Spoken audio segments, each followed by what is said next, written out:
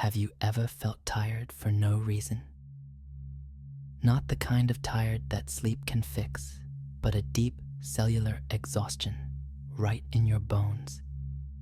It's the quiet weight of holding a pose for too long. It's the weariness that comes from being the reliable one, the easygoing one, the one who understands, the one who never makes a scene. It's the fatigue of being a stranger in your own life, a polite guest in a house that has your name on the mailbox. You walk through its rooms, you use its things, you answer the door when someone knocks, but you have this nagging, persistent feeling that none of it is really yours. Think about how we build a life. We don't start with a blank piece of land. We are handed a set of blueprints before we can even read. These are the plans drawn up by our parents, by our teachers, by the world around us. They show us where the kitchen of career should go, where the bedroom of relationships must be, what kind of fence is acceptable for our beliefs. We are given the materials too: bricks of expectation, planks of tradition, nails of approval. And so we build a solid, respectable house. It has a good foundation of what we should do. The walls are painted with colors that everyone else finds pleasant. The furniture is sensible. From the outside, it looks like a success. People walk by and admire it. They say, "Look at that lovely house. They must be so happy in there." But inside, you're cold. You feel a draft, but you can't find the source. You arrange the furniture, you clean the windows, you try to make it feel like home. You tell yourself, "This is a good house. I should be grateful for this house." But late at night, when the world is quiet, you hear the silence differently. It's not peaceful, it's empty. The house is sturdy, but it's hollow. It was built for a character you've been playing, and the costume is getting heavy. The smile you wear to family gatherings, the enthusiastic nod you give in meetings for a job that drains your soul, the careful opinions you share to avoid ruffling any feathers. Each one is a tiny act of maintenance on a structure you never wanted. And that is where the exhaustion comes from. It is the immense, invisible effort of upholding a world that doesn't match the truth inside you. And here's the strange part. Deep down, you know your truth. It's not some grand, complicated philosophy. It's a whisper. It's the sudden urge to take a different street home from work. It's the song on the radio that makes your eyes well up for a reason you can't explain. It's the quiet thought that asks, what if I just said what I actually think? Or what if I just left? It is the most honest, most natural, most you thing there is. So why does it feel like a threat? Why does this quiet, authentic whisper feel like it's holding a lit match in your perfectly constructed, perfectly safe, perfectly flammable house? This is the central paradox. Your own truth feels like a demolition ball aimed squarely at your own life. You've spent decades building this house, gathering this furniture, pleasing the neighbors, and your own soul, the very essence of you, feels like the one thing that could bring it all crashing down. We are terrified of the one thing that is truly ours. Why? Because the way reality is set up, everything is connected. The house you built isn't just a pile of wood and bricks. It's a signal you are constantly sending out into the world. It's a broadcast that says, "This is who I am. This is what I want." And reality, in its perfect impersonal way, responds. It sends you people, jobs, and situations that match the house. Your boss, your partner, your friends, they were all, in a way, invited to the house you built. They fit there. they recognize the architecture. Your truth is a different signal entirely. It's a new blueprint for a completely different kind of structure. Maybe it's not a house at all. Maybe it's a boat, or a cabin in the woods, or a tent under the stars. The moment you begin to even consider that new blueprint, the existing structure starts to feel unstable. The connections that hold your current life together were made with the old signal. They aren't designed to work with the new one. This is why it feels like destruction. You fear that if you embrace the truth of who you are, the people who love the house will leave. The job that supports the house will disappear. The respect of the neighbors will vanish. You fear being left alone in an empty field of rubble. So we ignore the whisper. We patch the cracks in the wall. We straighten the crooked picture frame. And we tell ourselves again how lucky we are to have such a solid roof over our heads. We choose the exhaustion of the lie over the terror of what might happen if we were honest. We think we are choosing safety, but what we are really choosing is to remain a ghost in our own home. Recognizing this pattern, seeing the house for what it is, a beautiful, sturdy structure you didn't actually design for yourself, is the first, most terrifying, and most liberating step. It's the moment you stop blaming yourself for feeling cold and finally ask who drew the plans in the first place.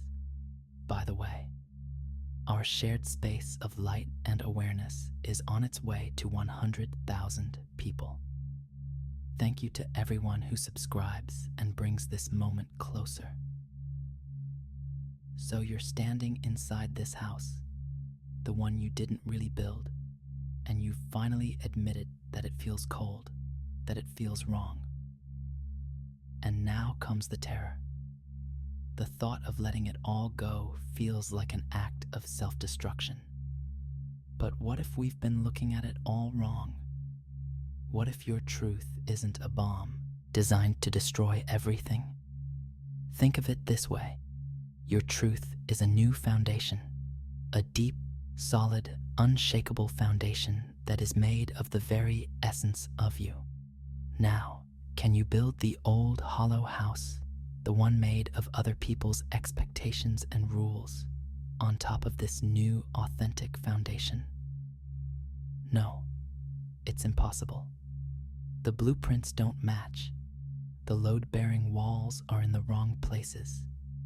The old structure simply cannot stand on this new ground.